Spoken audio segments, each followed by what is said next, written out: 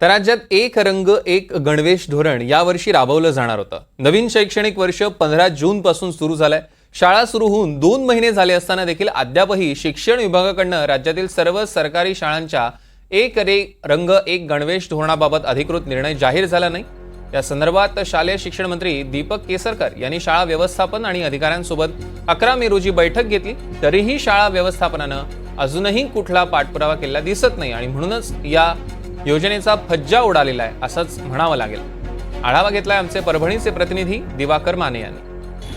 महाराष्ट्र राज्य शिक्षण परिषदेकडून यावर्षी इयत्ता 1 ते 8च्या सर्व विद्यार्थ्यांना मोफत गणेश पुरवठा करण्यात येणार होता। परंतु जवळपास आज शाळा सुरू होऊन 2 महिन्याचा कालावधी झाला आहे, तरी देखील मुलांना मोफत गणेश प्राप्त झालेले नाही। तसेच स्वातंत्र्य दिनसुद्धा विद्यार्थ्यांना शालेय गणेश शिवाय साजरा करावा लागला आहे। शाळा स्तरावर पालकाकडून विद्यार्थ्याकडून गणेश कधी मिळणार याबाबत वारंवार विचारणा होत आहे।